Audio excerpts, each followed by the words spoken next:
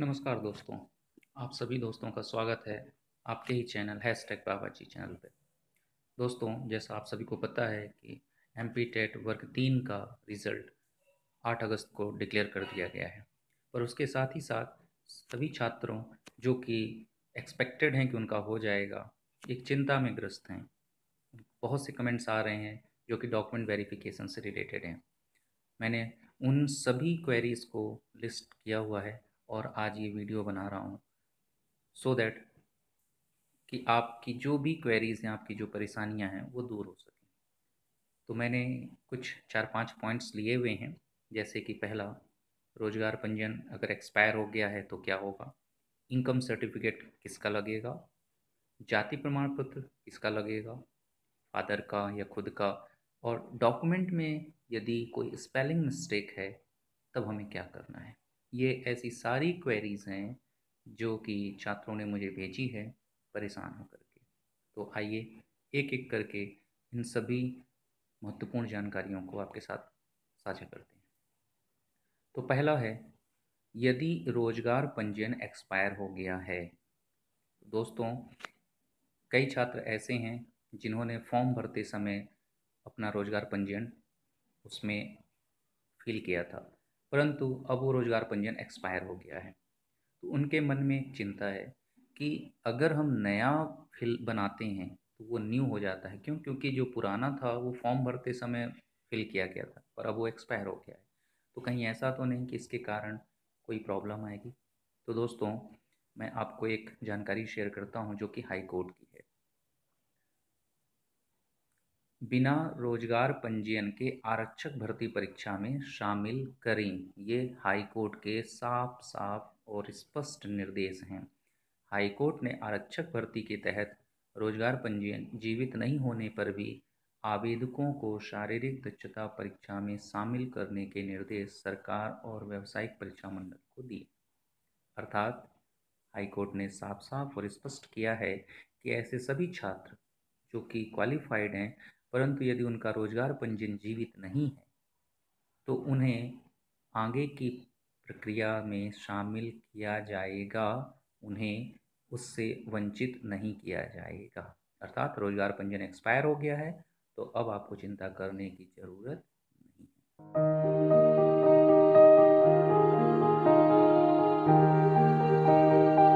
अब आते हैं दूसरी क्वेरी, इनकम सर्टिफिकेट किसका लगेगा? देखिए, ये एक बहुत बड़ा इशू बन जाता है कि इनकम सर्टिफिकेट किसका लगेगा। तो अगर हम कैटेगरी वाइज बात करें तो दो कैटेगरी होती, एक बॉयज़ और एक गर्ल्स की। बॉयज़ के केस पे तो कोई प्रॉब्लम नहीं है, कोई इशू नहीं है। क्यों? क्योंकि उनको उनके फादर का ही इनकम सर्टिफिकेट लग जाएगा। परंतु यदि हम गर्ल्स की बात करें तो गर्ल्स में दो कैटेगरी होती है, एक होती है मैरिड, एक होती है अनमैरिड। अनमैरिड जो गर्ल्स होंगी उन्हें तो उनके फादर का ही इनकम सर्टिफिकेट लग जाएगा, परंतु जो मैरिड गर्ल्स हैं उनके केस में या तो उनके हस्बैंड का या तो उनके ससुर का, इन दोनों का सर्टिफिकेट बन जाए।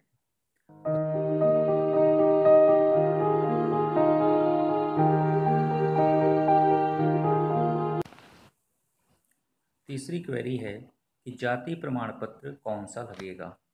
दोस्तों, जाति प्रमाण पत्र अर्थात कास्ट सर्टिफिकेट की डाउट की बात है तो उसे मैं क्लियर करने की कोशिश करता हूँ। देखिए, जाति प्रमाण पत्र के लिए हम मेल और फीमेल दो कैटेगरी पे कैंडिडेट्स को डिवाइड कर सकते हैं। जहाँ तक मेल की बात है, उन्हें उनके फादर का ही जाति प्रमाण पत्र लग जाएगा, ठीक है।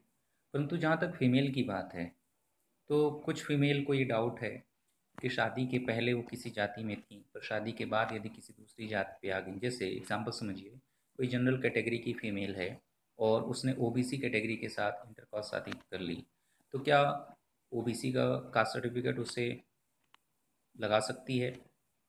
या कोई जनरल कैटेगरी की ओबीसी कैटेगरी की लड़की या किसी अदर कैटेगरी की लड़की है, उसने एसटी एससी से शादी कर ली, तो क्या एसटी एससी का प्रमाण पत्र लगा सकती है? तो दोस्तों, मैं आपको क्लियर कर दूं कि कास्ट सर्टिफिकेट का जो रिलेशन होता है वो जन्म से होता है, ना कि शादी से। एक्चुअली सुप्रीम कोर्ट का एक नोटिफिकेशन और एक निर्देश आया था जिसके अनुसार कोई भी कास्ट सर्टिफिकेट उस इंसान के जन्म से रिलेटेड होगा, ना कि उसके शादी से। एक्चुअली कारण ये था कि कई लोग आरक्षण का फ़ायदा लेने के लिए इंटरकास्ट मैरिज करते थे और शेड्यूल कास्ट, शेड्यूल ट्राइब या ओबीसी कैटेगरी में चेंज होकर के शादी करके उनके सर्टिफिकेट को यूज़ करना चाहते थे।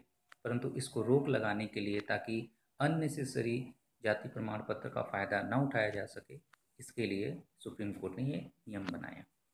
ठीक है। अब चौथी क्वेरी पे आते हैं कि यदि फॉर्म भरते समय जाति प्रमाण पत्र नहीं बना था या नहीं लगाया था तो अब क्या कर सकते हैं। जैसे कि मैं आपको बता दूं, कई कैंडिडेट्स ऐसे हैं जिन्होंने मुझे बताया कि फॉर्म भरते समय हमने EWS सर्टिफिकेट के कॉलम को टिक कर दिया था, परंतु अब हमारे पास EWS सर्टिफिकेट नहीं है। तो मैं आपको क्लियर बता दूं कि जब वेरिफिकेशन होगा तो आपने फॉर्म भरते समय जो जो चीज़ें फिल करी थी वही ही दिखाना पड़ेगा, परंतु इसका कतई मतलब नहीं है कि यदि आपके पास वो सर्टिफिकेट नहीं है तो आपको वंचित कर दिया जाएगा आगे के प्रोसेस से। नहीं, यदि आपके पास पर्टिकुलर कास्ट का सर्टिफिकेट नहीं है या इनकम सर्टिफिकेट नहीं है तो आप उस कैटेगरी का फ़ायदा नहीं उठा सकते हैं, बल्कि आप एज ए जनरल उस पर पार्टिसिपेट करेंगे। तो आप ये मत सोचिए कि आपको वेरिफिकेशन की प्रक्रिया से बाहर निकाल दिया जाएगा। ठीक है। अब लास्ट क्वेरी पे आते हैं कि डॉक्यूमेंट में स्पेलिंग मिस्टेक है तो हमें क्या करना है। देखिए, ये बहुत कॉमन मिस्टेक है, बहुत जनरल मिस्टेक है। होता क्या है, कई बार किसी कैंडिडेट के नेम में कुछ होता है, उसका मिडिल नेम कुछ और होता है और उसका सरनेम कुछ और होता है, और ये कई बार 10th 12th ग्रेजुएशन या प्रोफेशनल डिग्रीज में कहीं ना कहीं मिस्टेक्स होती हैं। इनमें आपको परेशान होने की ज़रूरत नहीं है। क्यों? क्योंकि अगर आपके मिडिल नेम में, सरनेम में या आपके खुद के मेन नेम में कहीं भी कुछ स्पेलिंग मिस्टेक्स हैं या कोई मिसिंग है तो आप घबराएं नहीं। सिर्फ और सिर्फ 50 रुपीज़ के एफिडेविट में आपका यह काम हो जाएगा। आपको अपने एफिडेविट पे उस पर्टिकुलर डॉक्यूमेंट में मिसिंग चीज़ के बारे में घोषणा करनी है, शपथ करनी है और उसे नोटिफाइड कराना है। नोटिफाइड कराते ही आप जो आपकी ये डॉक्यूमेंट में स्पेलिंग मिस्टेक्स है उससे आप फ्री हो जाएं। तो दोस्तों, आशा करता हूँ कि आपके साथ मैंने जो थोड़ी सी जानकारी शेयर करी है उनसे आपके इश्यूज और आपकी टेंशन कुछ रिजॉल्व हुई होगी। तो दोस्तों, यदि ये जानकारी आपको अच्छी लगी हो तो प्लीज़ इस वीडियो को शेयर ज़रूर करें और चैनल को सब्सक्राइब करें। इन्हीं शब्दों के साथ बेस्ट ऑफ